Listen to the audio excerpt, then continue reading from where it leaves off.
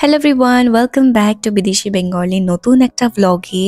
So আজকে তোমাদের আমি দেখাবো এই ভ্লগে যে আমরা কোথায় এখানে নিউ জার্সিতে ভেজিটেবল কিনি, ফ্রুটস কিনি, কোথায় একদম ফ্রেশ মাছ কিনি, আর এখানকার প্রাইস আর ইন্ডিয়ান প্রাইস কী কী সব ডিফারেন্সগুলো আর কী কী কিনলাম সেগুলো সব আমি এই ভ্লগে দেখাবো।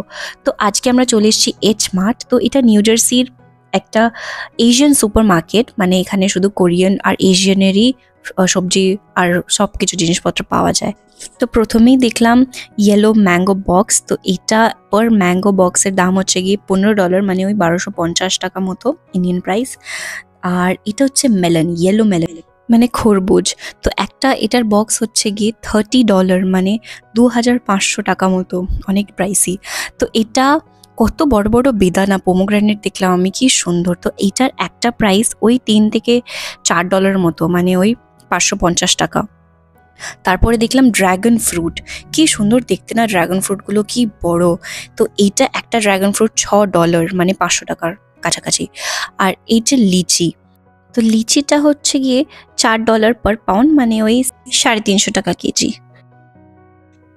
তো এখানে কাট করা এঁচড়ও পাওয়া যায়, হোল এঁচড় পাওয়া যায়। এই হোল এঁচড়টার দাম হলো গিয়ে $13 মতো, মানে ওই 1080 রুপিস মতো একটা।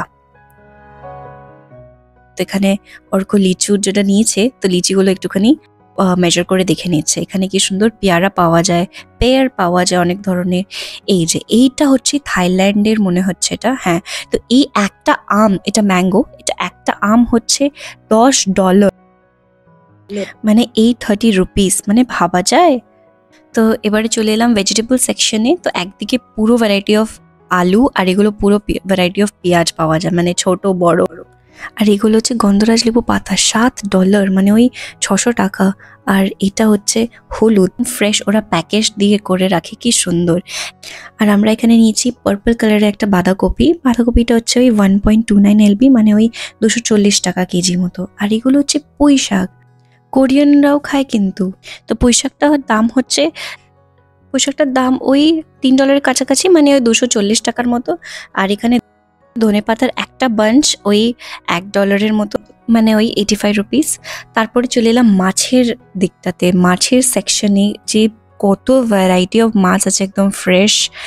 মানে এগুলো তো বরফে রাখা, কিন্তু লাইভ একদম ফ্রেশ মাছও আছে। এগুলো সেই মানে দেশি চিংড়ি মাছ হয়, মানে ছোট ছোট লবস্টার আর কি, একদম ফ্রেশ লবস্টার রাখা আছে। তারপরে এই যে একুয়েরিয়ামে, এই একুয়েরিয়ামে বিভিন্ন রকমের আলাদা আলাদা মাছ রাখা আছে। ওখানে ইল আছে, এখানে ঝিনুকও পাওয়া যায়। তারপরে আছে লবস্টার। সো লবস্টারগুলো খুবই প্রাইসি, মানে $14 পার LB, মানে ওই 2600 টাকা পার কেজি। আর খুবই ফ্রেশ, এটা বড় বড় কাঁকড়া আছে ওখানে। সো কাঁকড়াগুলো হচ্ছে $11 পার LB, মানে ওই 2050 টাকা মতো নিচ্ছে, ভালো মতোই দাম এখানে। আর এগুলো হচ্ছে প্যাকেজড ফিশ, মানে এগুলো জাস্ট সব কিছু ক্লিন করা, রেডি টু কুক ফিশ। আর এইদিকে এগুলো সব হচ্ছে মানে ফ্রেশ মাছ, যে আমাদের যতটা লাগবে ততটা ওরা জাস্ট বের করে দেয়। এগুলো অক্টোপাস, এখানে আছে স্কুইড আছে, মানে কত রকমের যে মাছ আছে, আমি তো অর্ধেক মাছ চিনিও না, নামও জানি না। আর এই মাছগুলো হচ্ছে ফ্রোজেন মাছ, মানে ওই প্যাকেজ মাছগুলো যেগুলো নর্মালি বিক্রি হয়। আর এইগুলো হচ্ছে সব কুক করা চিংড়ি মাছ। তারপরে আমরা নিচ্ছিলাম একটু স্যালমন স্টেক।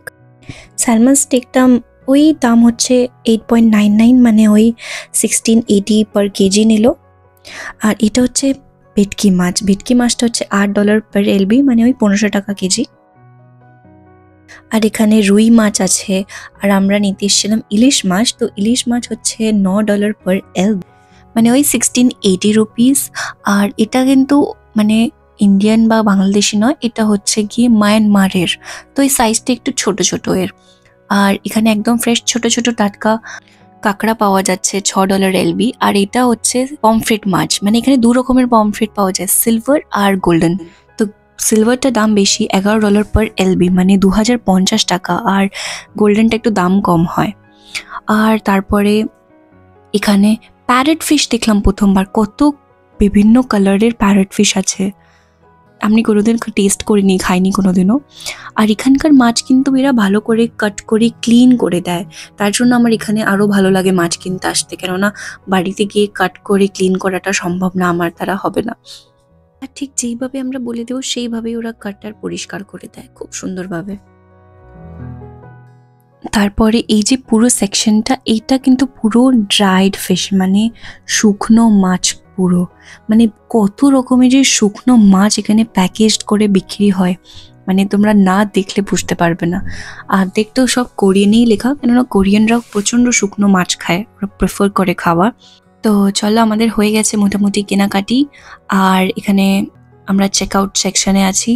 আর যখন আমরা এখান থেকে বেরোবো না, কি সুন্দর 2-5টা কোরিয়ান স্টোরস আছে, মানে পুরো কোরিয়ান জিনিসপত্র ভর্তি, মানে পুতুল থেকে নিয়ে স্কিন কেয়ার থেকে নিয়ে জামা কাপড় থেকে নিয়ে এখানে বোবা টি পাওয়া যায়। তো ব্যাস, আজকের ব্লগটা এখানেই তাহলে শেষ করি। ব্লগটা ভালো লাগলে একটা কমেন্টে জানিও আর সাবস্ক্রাইব করে দিও। বাই।